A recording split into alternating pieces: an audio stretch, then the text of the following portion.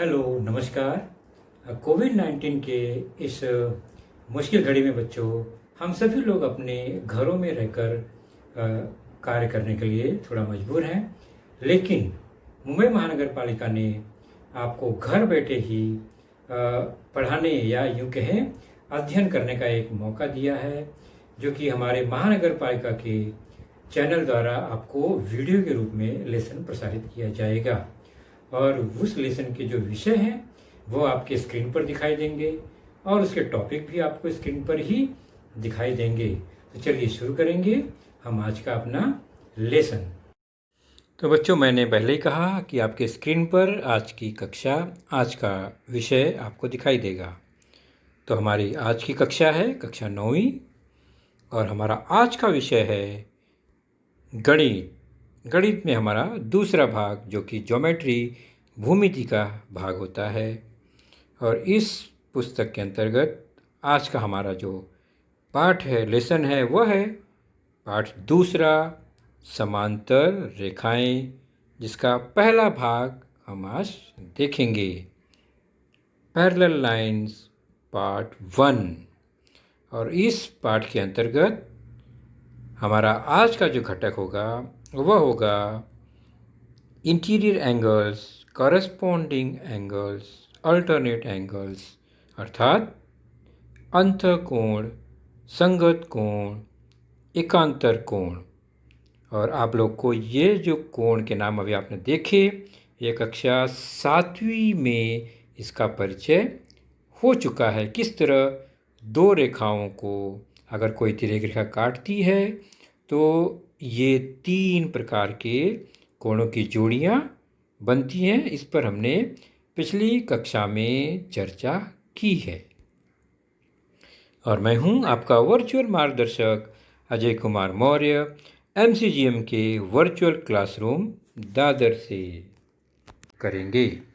तो हमारी आज की जो चर्चा होगी वह प्रमुख रूप से पहला मुद्दा होगा पैरेलल लाइंस एंड ट्रांसवर्सल, अर्थात समांतर रेखा व तिर्यक रेखा क्या है। फिर उसके बाद प्रॉपर्टी ऑफ पैरेलल लाइंस या समांतर रेखाओं के गुणधर्म क्या हैं। और तीसरा जो पॉइंट जहाँ पर हम समाप्त करेंगे वह है interior angles, corresponding angles, alternate angles के थ्योरम, अर्थात अंतःकोण, संगत कोण, एकांतर कोण के जो प्रमेय हैं, कसौटियाँ क्या है, केवल उसी को हम आज जानेंगे। तो आगे बढ़ते हुए हमने अब तक क्या जाना उसी को एक बार देखेंगे। पहले हमने जाना समांतर रेखाएं क्या होती हैं। तो वे दो रेखाएं जो एक दूसरे के समांतर हो, मतलब उनके बीच का अंतर हमेशा समान हो, वो समांतर रेखा है। वो एक दूसरे को प्रतिच्छेदित नहीं करती हैं और एक ही प्रतल में होती हैं। जैसे कि यहाँ पर लाइन L और लाइन M जो है वो पैरेलल है, समांतर है। तो उसको संकेत में line L parallel to line M किस तरह लिखते हैं ये आपने जाना है। रेखा L समांतर रेखा M। उसी प्रकार एक दूसरी जोड़ी लेते हैं रेखाओं की, जो कि लाइन P और लाइन R है। लेकिन यहाँ पर अगर हम देखें तो line P is not parallel to line R। रेखा P रेखा R समांतर नहीं है। Therefore line P is not parallel to line R, या संकेत में रेखा P समांतर नहीं है रेखा R की। क्यों नहीं है? तो उन रेखाओं को अगर हम बढ़ाएं आगे तो क्या प्राप्त होगा। जैसे हमने दोनों रेखाओं को बढ़ाया, ध्यान से देखा आपने, दोनों रेखाओं को बढ़ाया तो वो एक बिंदु पर कहीं न कहीं प्रतिच्छेदित हो जा रही हैं। फिर से देखते हैं, ये मूल रेखा हमें लगता है प्रतिच्छेदित नहीं करती हैं, लेकिन जब हम आगे बढ़ते हैं तो वहाँ पर एक बिंदु ऐसा आता है जहाँ पर वो एक दूसरे को प्रतिच्छेदित कर रही हैं। तो प्रतिच्छेदित करने वाली रेखाएं समांतर नहीं होती। तो समांतर रेखा आपने समझ लिया। तो ये रेखा 2 समांतर है, L M, और P और R समांतर नहीं है। अब चलते हैं ट्रांसवर्सल, तिर्यक रेखा क्या होती है। तो कोई भी दो रेखा चाहे समांतर हो चाहे न हो, जैसे यहाँ पर रेखा एम रेखा एल है, उनको अगर कोई एक रेखा काट रही है दोनों को भिन्न बिंदुओं पर, यह रेखा एन एम और एल को दोनों को काट रही है, प्रतिच्छेदित कर रही है, तो एक साथ प्रतिच्छेदित कर रही है, तो इसका नाम प्रतिच्छेदन रेखा नहीं तिर्यक रेखा कहलाती है, ट्रांसवर्सल होता है। और यहाँ बिंदु ए और पी पर यह प्रतिच्छेद कर रही है। दूसरे उदाहरण में भी ठीक इसी तरह रेखा पी और रेखा आर है, और रेखा एस जो है वह उनको दो भिन्न बिंदुओं पर प्रतिच्छेदित कर रही है, सी और डी पर। तो सी और डी पर प्रतिच्छेदित करने वाली यह रेखा एस वह तिर्यक रेखा है, और पहली आकृति में रेखा एन जो है वो तिर्यक रेखा है। ओके, तो आकृति से समझ में आ गया हमें कि तिर्यक रेखा क्या होती है। If a line intersects given two line in two distinct points, then that line is called a transversal of those two lines। अर्थात यदि दो भिन्न रेखाओं को कोई तीसरी रेखा दो भिन्न बिंदुओं पर प्रतिच्छेदित करे, तो वह तीसरी रेखा जो है उन दोनों रेखाओं की तिर्यक रेखा कहलाती है या होती है। तो क्लियर हो गया। चलिए आगे बढ़ें अब। तिर्यक रेखा द्वारा निर्मित कोण। तो तिर्यक रेखा मतलब कम से कम दो रेखाओं को प्रतिच्छेदित करने वाली रेखा।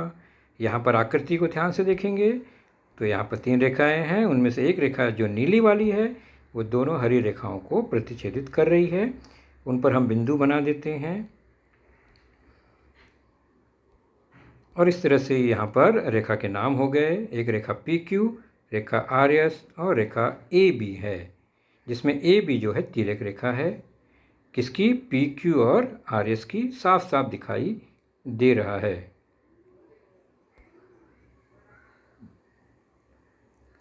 और उस जहाँ पर प्रतिच्छेदन बिंदु है उसके इर्द गिर्द आप देख रहे हैं तो 4 और 4 मतलब कुल 8 कोण बन रहे हैं, आकृति में स्पष्ट दिखाई दे रहा है। तो कुल कितने कोण बनते हैं तिर्यक रेखा द्वारा? दो रेखाओं पर कुल 8 कोण बनते हैं, ये भी हमने जाना है। आइए जानते हैं इन कोणों के नाम, जोड़ियों के नाम। पहला है संगत करस्पॉन्डिंग एंगल, संगत कोण। तो दो रेखा और एक तिर्यक रेखा, तिर्यक रेखा के एक ही ओर और दोनों रेखाओं के भी एक ही दिशा की ओर बनने वाली जोड़ी जो होती है वो संगत कोणों की जोड़ी होती है। आकृति में देखेंगे ध्यान से, जैसे कि यह है लाल वाली कोण दिखाई दे रहा लाल रंग में, ए बी के राइट साइड में है दोनों, उसी तरफ पी क्यू के ऊपर है और आर एस के भी ऊपर साइड में है, यानी एक ही दिशा में है।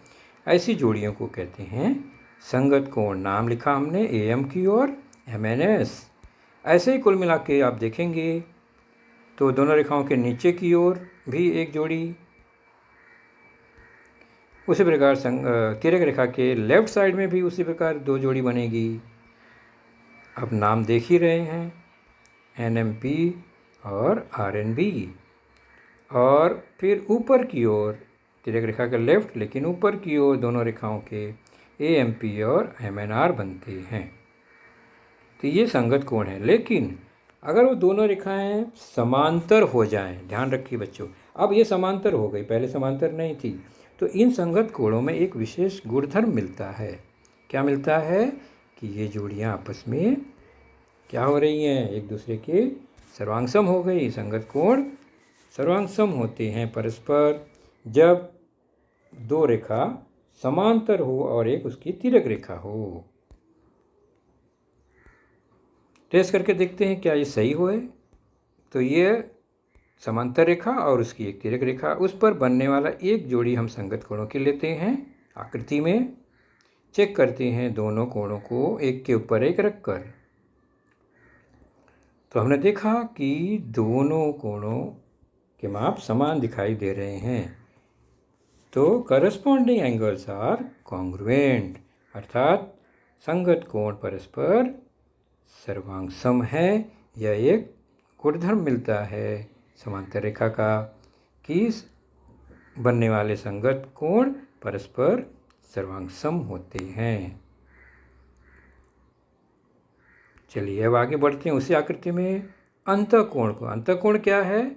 तो दोनों रेखाओं के अंतःभाग में स्थित लेकिन तिर्यक रेखा के एक ही ओर स्थित जो कोणों की जोड़ी होती है वह अंतःकोणों की जोड़ी कहलाती है। तो दोनों लाल निशान तिर्यक रेखा के राइट में है, दोनों ब्लैक निशान तिर्यक रेखा के लेफ्ट में है, लेकिन जो दोनों जोड़ी है वो दोनों पी क्यू और आर एस के अंतःभाग में है, इसलिए इसका नाम है अंतःकोण। तो ये जोड़ी जो है अंतःकोणों की जोड़ी है। लेकिन अगर यह रेखा समांतर हो जाए तब अंतःकोणों की जोड़ी में क्या संबंध आएगा? अगर line P Q parallel line R S हो गया तब ये जो माप है इनको जोड़ेंगे अंतःकोणों को तो 180 आ जाएगा। तो हमें एक गुणधर्म मिला कि समांतर रेखा पर बनने वाले अंतःकोणों की जोड़ी परस्पर संपूरक हैं, उनका योग 180 अंश होता है। उसको भी चेक कर लेते हैं आकृति द्वारा। ये समांतर रेखा, एक तिर्यक रेखा और यह अंतःकोण दो तरह के दिखाई दे रहे हैं। अंतःकोणों की एक जोड़ी हमने ले लिया, उनके माप को चेक करते हैं, एक कोण ये दूसरा कोण, और इसको जोड़ के देखते हैं क्या बनता है। हमने अगर जोड़ा व्यवस्थित तो हमें पता चला अरे ये तो बन गया एक रेखी युगल कोण, सरल रेखा बन गई। और सरल रेखा का मतलब 180 अंश का कोण हो गया वो दोनों मिलाकर। तो हमने जाना इंटीरियर एंगल्स और सप्लीमेंट्री, अंतःकोणों के मापों का योग 180 अंश होता है, अर्थात वे संपूरक होते हैं। यह भी एक गुणधर्म मिला कि समांतर रेखा द्वारा बने अंतःकोणों के मापों का योग 180 अंश होता है। ओके, ये बच्चों सब हमने 8वीं कक्षा में भी इसका अभ्यास किया है, लेकिन अभी फिर से हम कर लेते हैं। अब चलते हैं एकांतर कोण। एकांतर कोण वैसे कोण होंगे जो तिर्यक रेखा के विपरीत ओर होंगे। इसके पहले के दोनों कोण कैसे थे? एक ही ओर बनते थे, लेकिन ये जो है तिर्यक रेखा के विपरीत ओर बनेंगे, यानी एक लेफ्ट में बनेगा और एक दूसरी भुजा के दूसरी रेखा के राइट में बनेगा। बराबर है। इस तरह से ये दोनों रेखाओं के अंतःभाग में है, लेकिन तिर्यक रेखा के विपरीत ओर हैं। तो PMN और SNM। उसी तरह लाल वाला निशान देखते हैं तो तिर्यक रेखा के राइट और लेफ्ट में हो गए, लेकिन दोनों रेखाओं के अंतःभाग में है एक जोड़ी और।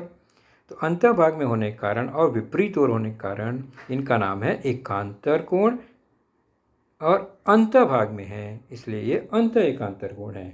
अब क्या होगा जब रेखा समांतर हो जाएगी, दोनों लाइन PQ और RS समांतर है, तब इनमें विशेष गुण मिलेगा, तब इनके माप समान हो जाएंगे, कोण सर्वांगसम हो जाएगा, अर्थात अंतःभाग में बना यह एकांतर कोण अंत एकांतर कोण भी सर्वांगसम होता है। जांच करके देख लेते हैं क्या ये सही होगा। तो दो रेखा समांतर और एक तिर्यक रेखा और यह अंतःभाग में बने एकांतर कोण, इनके माप को चेक करते हैं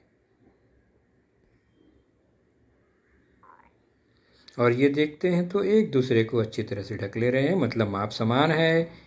ओके, वेरी गुड। तो इंटीरियर एंगल्स आर कॉन्ग्रुएंट, अंत एकांतर कोण सर्वांगसम है, अंतःभाग में है इसलिए अंत एकांतर, और एकांतर कोण का यह गुणधर्म हो गया।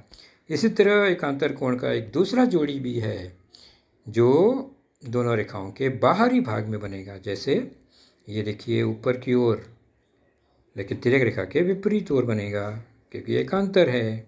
AM की ओर RNB रेखा के ऊपर, PQ के ऊपर और RS के नीचे, लेकिन AB के विपरीत ओर, अपोजिट साइड, राइट साइड में और लेफ्ट साइड में।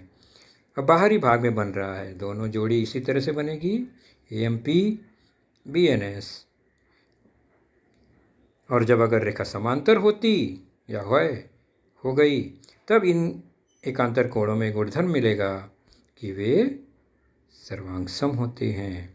चूंकि ये बाह्य भाग में बने हैं इसलिए इसका नाम क्या होगा? बाह्य एकांतर कोण, जो कि सर्वांगसम होते हैं। उसकी भी जांच कर लेते हैं। एकांतर कोणों में बाहर की ओर बना कोण यानी बाह्य एकांतर कोण, उसके माप को चेक करें। यह पहला, ये दूसरा कोण, क्या दोनों ढक लेंगे? Very good. तो यह ढक लिया, मतलब exterior angle, exterior alternate angles are congruent. बाह्य एकांतर कोण भी सर्वांगसम ही है। यह एक अगला गुणधर्म मिला हमें।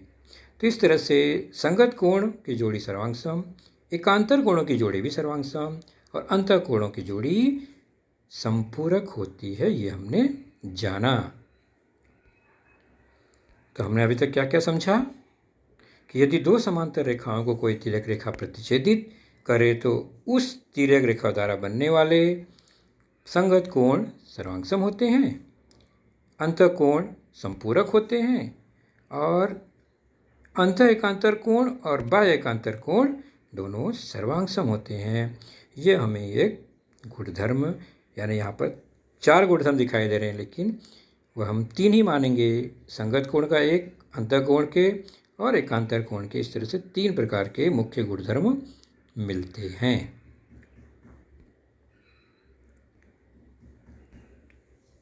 अब हम कोणों के माप द्वारा आकृति को देख लें। मतलब अगर ABCD उसके माप हो तो वही गुणधर्म कैसे होगा, आप भी इसे प्रैक्टिस करेंगे एक स्वाध्याय के रूप में। जैसे ABCD 4 कोण बने रेखा L पर, उसी प्रकार रेखा M पर EFGH 4 कोण बने, और आप नाम बताएंगे फटाफट कि संगत कोणों की जोड़ी कौन सी है। इसमें शुरू करें, आप भी देखते जाइए, बोलते जाइए, मैं भी बताते जाता हूँ।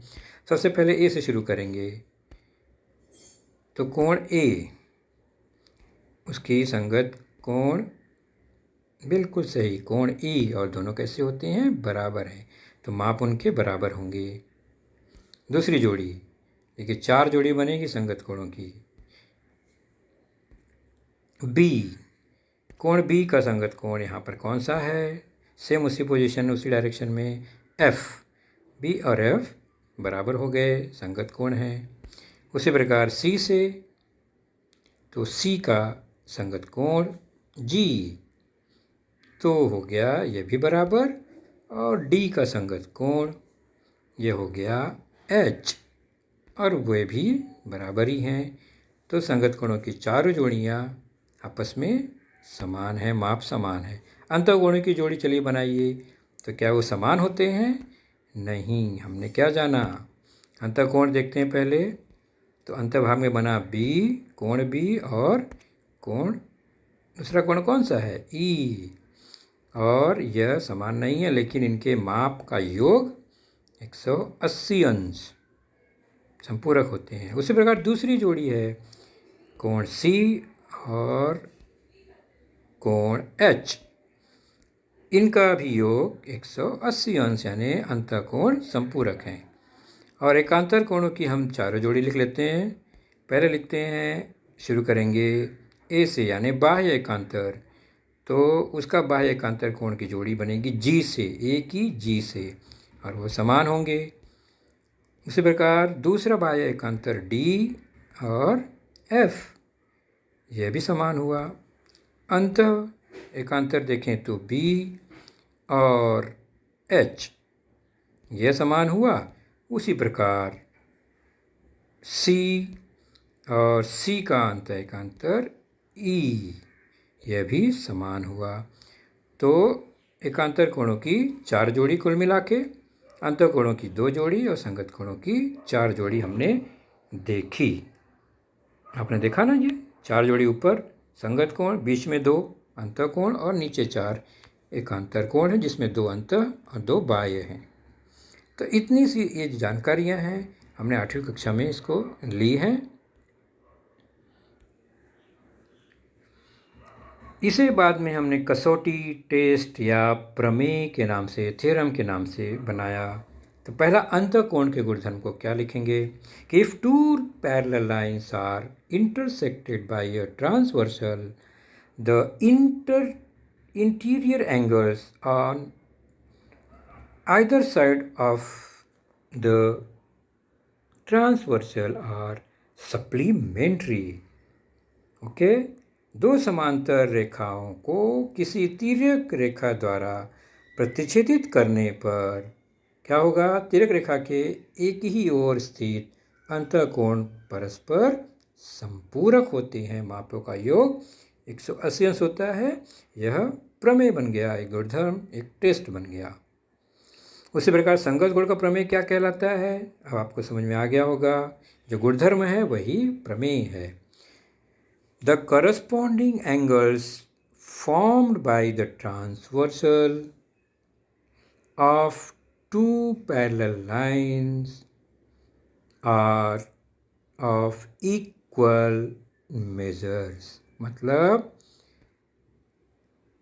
दो समांतर रेखाओं को किसी तिर्यक रेखा द्वारा प्रतिच्छेदित करने पर बनने वाले जो संगत कोणों के माप समान होते हैं। एकांतर कोण के लिए भी सेम यही बात आएगी। The alternate angles form by a transversal of two parallel lines are of equal measures, यानी समान माप के होते हैं। दो समांतर रेखाओं को किसी तिर्यक रेखा द्वारा प्रतिच्छेदित करने पर निर्मित एकांतर कोणों के माप समान होते हैं। यही बन गया हमारे प्रमेय। तो इस जानकारी पर आधारित हम एक प्रश्न जरूर हल करेंगे। प्रैक्टिस टेस्ट 2.1 पेज 17 है आपके पुस्तक में। प्रश्न संग्रह 2.1 पेज 17। और सिंपल सा प्रश्न है, पहले इसको देखेंगे। हमने जो सीखा उसका उपयोग कैसे करेंगे। आकृति में रेखा RP समांतर रेखा MS तथा DK क्या है? तिर्यक रेखा है। तो नीचे दिए गए कोणों के माप ज्ञात करना है और आकृति देख लेते हैं। RP समांतर MS और DK क्या है? तिर्यक रेखा है। और उसमें एक कोण जो है दो बिंदु H और G पर प्रतिच्छेदित कर रहे हैं और DHP का माप 85 डिग्री दिया गया है। तो हमें क्या करना है? कोण RHD, कोण PHG, कोण HGS और कोण MGK का माप बताना है। तुरंत शुरू करते हैं हल।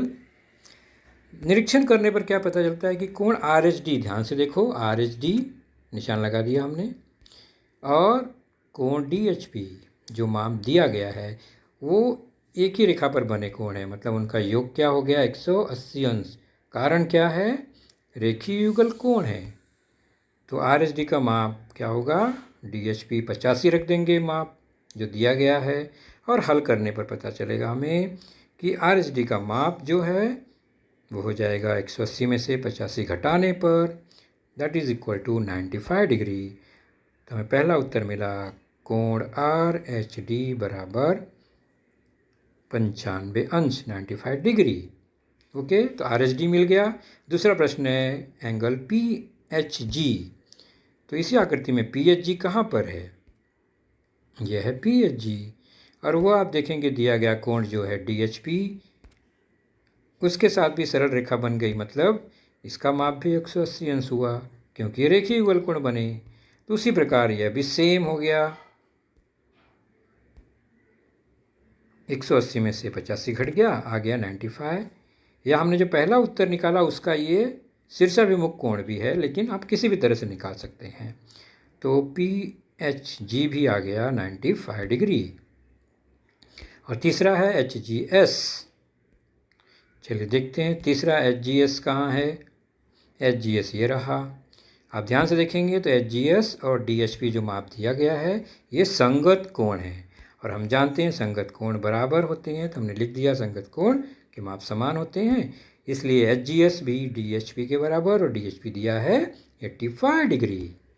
तो HGS भी हो गया 85 डिग्री। और आखिरी है MGK। तो MGK यहाँ पर है बाहर, और उसका DHP से क्या संबंध है? तो वो बाह्य एकांतर है, इसलिए समान है। तो माप उसका भी 85 हो जाएगा क्योंकि DHP भी 85 है, इसलिए MGK का माप भी 85 अंश हो। तो बच्चों आपने देखा आज का लेसन, उसके प्रमुख मुद्दों को ध्यान से बार बार दोबारा देखकर समझने का प्रयास कीजिए, क्योंकि एक बार देखने पर किसी को भी वो पूरा मुद्दा समझ में नहीं आता। तो जैसे ही हम 2 बार 3 बार देखेंगे तो हमें वह समझ में आने लगेगा। और इसके आगे की जानकारी जो होगी बच्चों, वह निश्चित ही हमारे अगले वीडियो में होगी। तो उस वीडियो को देखने के लिए, उसकी सूचना प्राप्त करने के लिए जो नीचे सब्सक्राइब का बटन होता है उसे जरूर प्रेस कीजिए और नोटिफिकेशन ऑन रखिए, ताकि जैसे ही हमारा लेसन चैनल पर डाला जाएगा आपको वह तुरंत प्राप्त होगा। तो अपना ख्याल रखिए, सुरक्षित रहिए। Thank you.